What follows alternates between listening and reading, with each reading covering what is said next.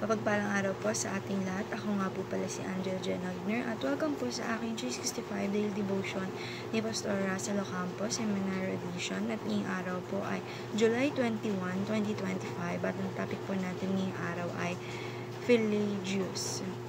Bakit walang taong natural, kaaway o kakampi?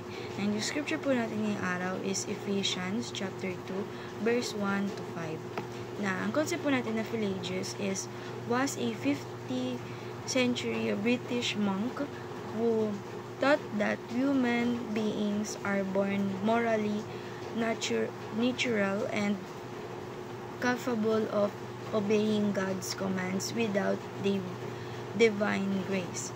His teaching, later known as Pelagianism, denied original sin and claimed that people can take the first and most important steps toward salvation by their own willpower.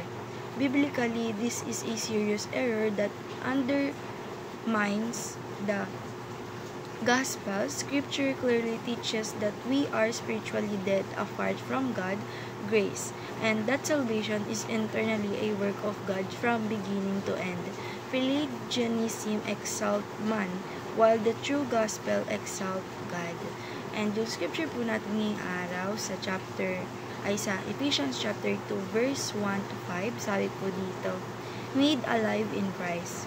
As for you, you were dead in your transgression and sin, in which you used to live when you followed the ways of the world and of the ruler of the kingdom of the air, the Spirit who is now at work in those who are disobedient.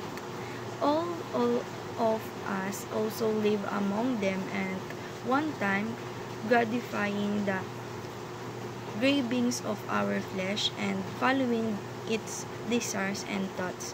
Like the rest, we were by nature deserving of wrath, but because of His great love for us, God, who is rich in mercy, made us alive with Christ even when we were dead in transgression.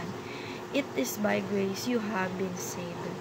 And yung scripture po natin ay sa teaching number 1 po natin, sabi po dito, Pelagianism denies the reality of original sin and human depravity.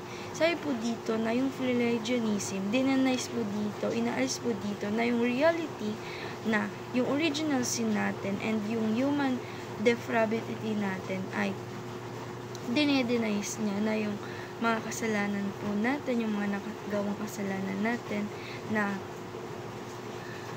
dinedenied niya na ito po ay talagang claim ng mga tao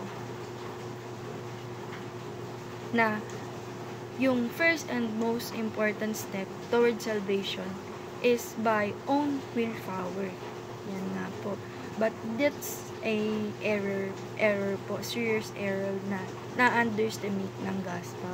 And teaching number 2, the Bible teaches that we are not morally natural but already deserving of wrath. Sabi po dito na yung Bible daw po is tinuturi sa atin na talaga tayo ay hindi morally natural, na hindi lang po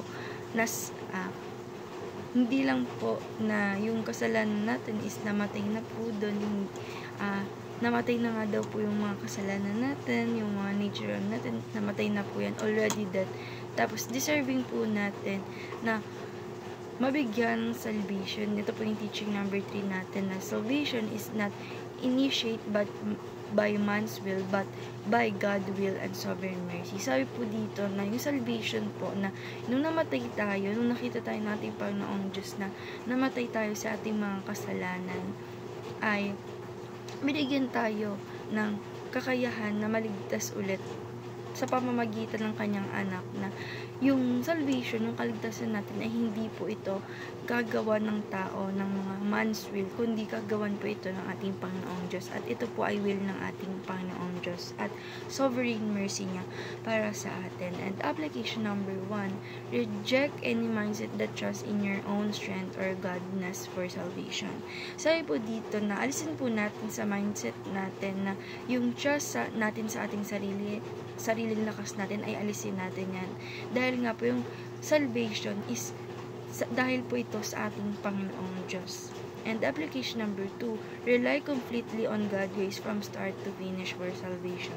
Sabi po dito na lagi po natin hanapin or lagi po tayong sumandal sa ating Panginoong Diyos ng buong buo sa mga God's grace niya po na binibigay sa atin simula una hanggang matapos para po sa ating mga kaligtasan. And application number 3, proclaim a gospel that glorifies God's grace, not human effort. Sabi po dito na i-claim po natin na yung gospel na gino-glorify natin yung ating Panginoong Diyos sa mga God grace niya po sa atin. I-glorify po natin at hindi po doon sa mga gawa lamang ng mga tao. And dahil lang po ngayong araw. Maraming salamat. God bless.